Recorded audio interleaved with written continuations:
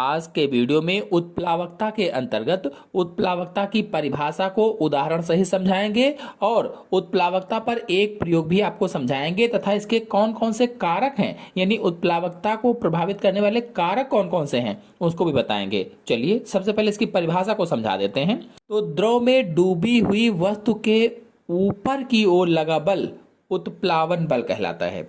कोई भी वस्तु है द्रव में अगर डूबी हुई है तो उस वस्तु पर जो ऊपर की ओर बल लगता है उसे ही उत्प्लावन बल कहा जाता है। मतलब जब किसी वस्तु को किसी तरल पदार्थ में डुबोया जाता है या जल में डुबोया जाता है तो उस वस्तु पर ऊपर की दिशा में एक बल लगता है, ऊपर की ओर एक बल कार्य करता है, उसी बल को उत्प्लावन बल कहते हैं। द्रव या तरल पदार्थ द्वारा ऊपर की ओर बल लगाने की प्रवृत्ति को उत्प्लावकता कहा जाता है। जो द्रव है या तरल पदार्थ है उसके द्वारा जो ऊपर की ओर बल लगाने की प्रवृत्ति होती है उसे ही उत्प्लावकता कहते हैं। जैसा कि आपको चित्र में दिख भी रहा है, जल के द्वारा ऊपर की ओर लगाए गए बल के कारण ही हम पानी में तैर पाते हैं। जो जल ऊपर की ओर बल लगाता है, जो उत्प्लावन बल लगाता है, उसी के कारण हम पानी में तैर पाते हैं। मतलब पानी के द्वारा ऊपर की तरफ जो उत्प्लावन बल लगाया जाता है उसी के कारण हम तैर पाते हैं और जहाज भी इसी के कारण जल में चल पाते हैं। इस प्रकार से हम कह सकते हैं कि जब कोई वस्तु पानी पर तैरती है तो पानी द्वारा ऊपर की ओर एक बल लगाया जाता है, उसी बल को उत्प्लावन बल कहा जाता है। उत्प्लावन बल वस्तु द्वारा हटाए गए तरल पदार्थ के भार के बराबर होता है।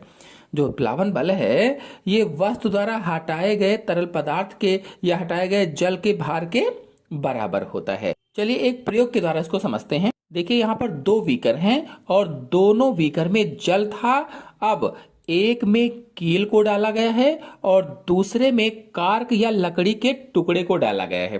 तो जिसमें कील डाली गई थी, कील डूब गई है, यानी सतह पर, पानी की सतह पर कील को रखने पर वो पानी में डूब जाती है। मतलब पृथ्वी द्वारा कील पर आरोपित गुरुत्वाकर्षण बल इसे नीचे की ओर खींच लेता है और पानी द्वारा आरोपित उत्प्लावन बल जो है इसे ऊपर की ओर ढकेलता है। किंतु कील पर नीचे की ओर लगने वाला गुरुत्वाकर्षण बल कील पर ऊपर की ओर लगने वाले उत्प्लावन बल से अधिक हो जाता है, इसीलिए कील पानी में डूब जाती है।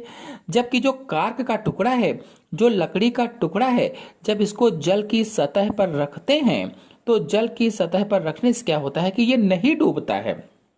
ऐसा क्यों होता है? क्योंकि कार्क पर ऊपर की ओर लगने वाला उत्प्लावन बल कार्क पर नीचे की ओर लगने वाले गुरुत्वाकर्षण बल से अधिक है, अतः कार्क पानी में तैरता रहता है। इसी तरह से कोई वस्तु जितना स्थान घेरती है उसे उसका आयतन कहा जाता है और पानी में डूबी हुई वस्तु पर उत्प्लावन बल वस्तु के आयतन के अनुसार लगता है।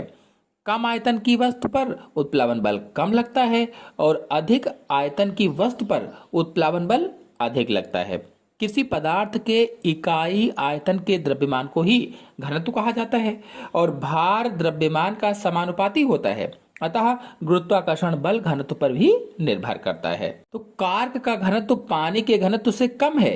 इसका अर्थ यह है कि कार्क पर पानी का उत्प्लावन बल कार्क के भार से अधिक है, इसलिए वो तैरता रहता है। और लोहे की कील का घनत्व पानी के घनत्व से अधिक है। इसका अर्थ यह है कि लोहे की कील पर पानी का उत्प्लावन बल लोहे की कील के भार से कम है, इसीलिए वो डूब जाती है। इस प्रकार से द्रव के घनत्व से कम घनत्व की वस्तुएं द्रव पर तैरती रहती हैं और द्रव के घनत्व से अधिक घनत्व की वस्तुएं द्रव में डूब जाती हैं। तो आशा है आपको पूरा वीडियो अच्छी तरह से समझ में आ गया होगा। समझ में आ गया हो तो वीडियो को लाइक कीजिए, अपने सभी दोस्तों में शेयर कीजिए। चैनल पर पहली बार आए हैं तो चैनल को सब्सक्राइब भी कर लीजिए। धन्यवाद।